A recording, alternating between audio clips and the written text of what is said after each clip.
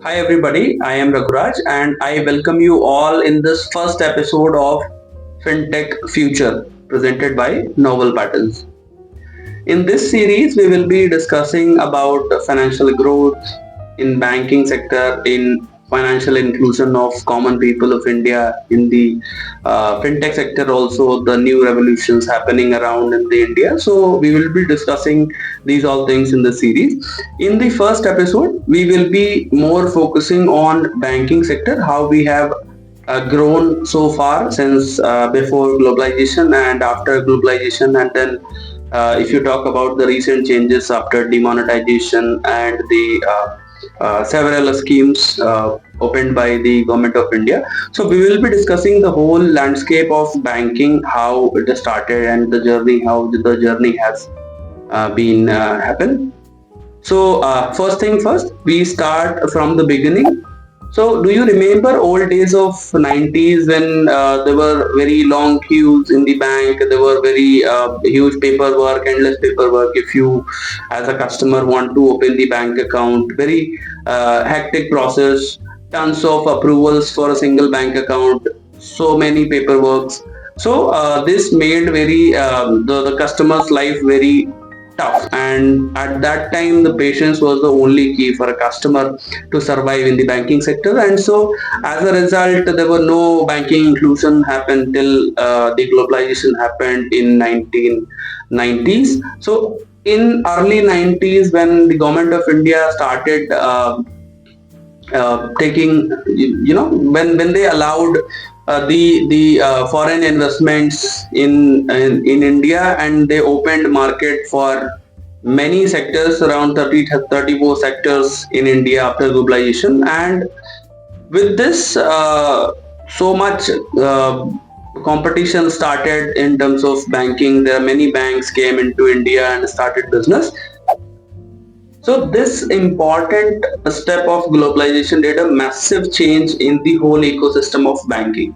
So if you see, as in timeline, if you talk about after 2000, after a decade later, we exposed to the internet, and then services gone online, banks were going digital, and they wanted their customer to get enrolled on the net banking, and then they also wanted their customer to provide services to their customer on online rather than making the all services at one place like the bank and the branch.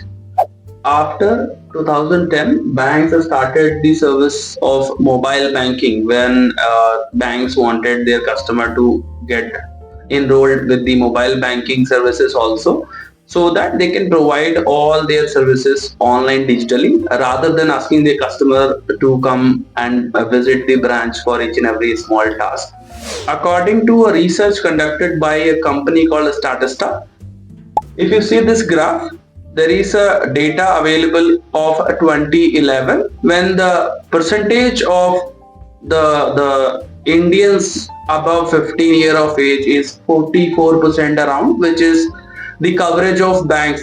So which means in 2011 there were only 44% around Indians having the bank account. In comparison to the different side, in 2021 there are roughly 78% of Indians are having bank account with over the age of 15 years. So which is an increase of roughly 77%, which shows that how our banking sector has grown, how the inclusion of common people in the banking sector happened in this decade.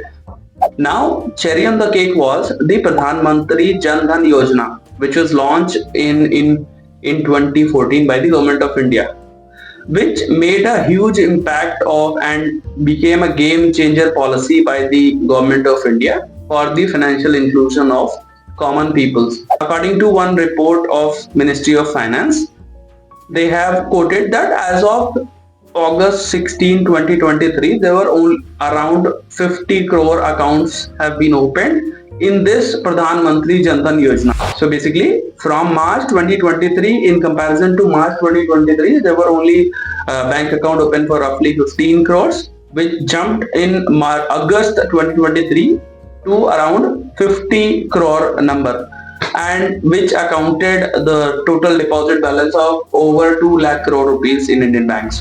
So for those who don't know what the fintech is, fintech companies are helping banks and NBFCs and other companies for their financial inclusion, for their technology, technical support for finances, for their payments, for their banking services, for their lending services, and so on.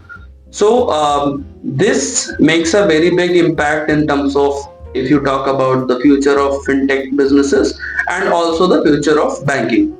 So with this note, I'll conclude this episode, and I see you in the next one. Thank you so much.